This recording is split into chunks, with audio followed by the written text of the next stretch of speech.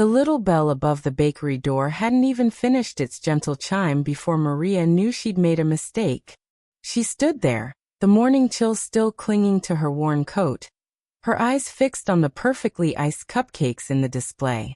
And beside her, her 7-year-old son Leo squeezed her hand tightly, his whisper a mixture of hope and heartbreak. "It's okay, Mom," he said. "We don't have to." For Maria, every day was a careful equation, a balancing act of part-time hours at the laundromat and the relentless needs of raising a boy who noticed too much, who saw the weariness in her eyes, who counted the coins in her palm before she did. Leo was her quiet shadow, her reason. And today was her birthday, a fact she had tried to let slip by unnoticed, like so many other things. But Leo had remembered. He'd saved a single, crumpled dollar from his lunch money for a month, pressing it into her hand that morning. "For something sweet," he'd said. His earnestness was a gift far greater than any treat. The bakery, hearth and home, was a world of warmth and golden light. It smelled of vanilla and rising dough, a scent that felt like a memory of easier times. Mr. Davies, the baker, was a kind but practical man. He knew his customers, their regular orders, and their little habits. He'd seen Maria before, always just for a simple loaf of day-old bread, paid for with exact change. She was a woman of quiet dignity, her son always neat and polite beside her. That morning, Leo's eyes had lit up at a small, rose-shaped cupcake with a single candle. "That one, Mom," he'd pointed, his dollar held tight. But Maria's heart sank. The price was just beyond them.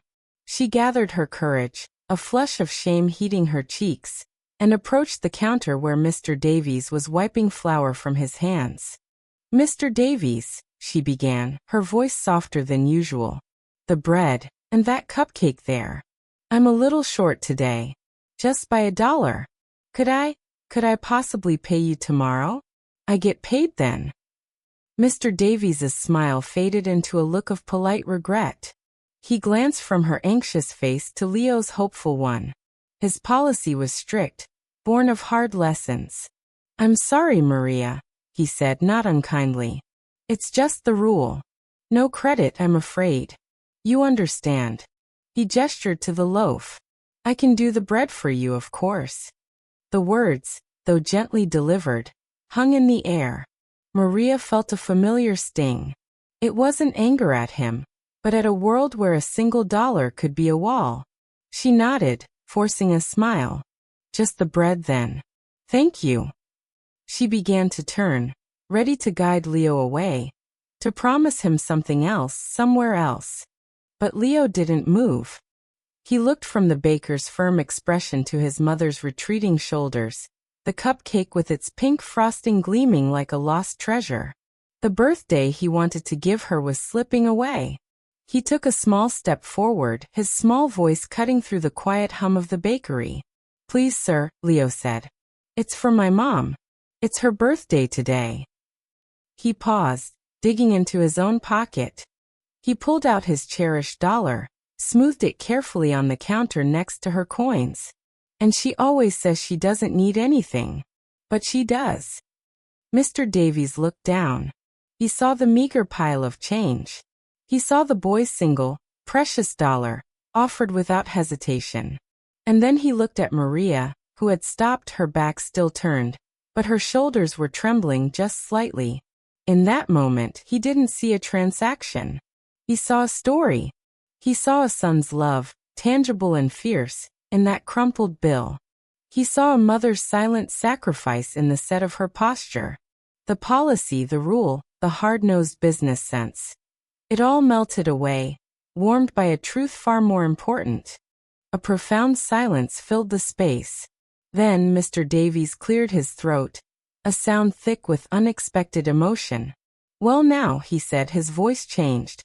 It was softer, warmer. "That changes things entirely." Maria turned, confusion and a fragile hope in her eyes. Mr. Davies leaned over the counter, bringing himself to Leo's level. "A birthday is a special thing, young man. And you are quite right." He took the loaf of bread, But then he reached into the case and took out not just the rose cupcake, but 2 others. He placed them in a small box, tying it with a string. Then he did something remarkable. He gently pushed Leo's dollar back toward him and swept Maria's coins back into her hand. "This," Mr. Davies said, his eyes meeting Maria's now glistening, "is a birthday gift. From me. And from this fine young gentleman who knows what truly matters." Maria tried to speak, but no words came. Tears, held back for so long, traced quiet paths down her face. Leo looked up at her, his own eyes wide. "He understands, Mom." Mr. Davies handed the box to Leo. "You take good care of her, son." As they left, the bell chiming once more, he didn't see just customers leaving. He saw a little boy walking taller, carrying a box of cupcakes like a royal treasure, and a mother holding his hand, her head held high, seen and celebrated in a way she hadn't been in years. Later that evening, as Maria and Leo shared the cupcakes, laughing as frosting smudged his nose, a different kind of warmth filled their small kitchen. It was the warmth of being remembered, of a kindness that saw past circumstance and into the heart. And back at the bakery, Mr. Davies taped a small sign near his register. It didn't mention policies or prices. It simply read, "Sometimes the most important ingredient isn't in the recipe."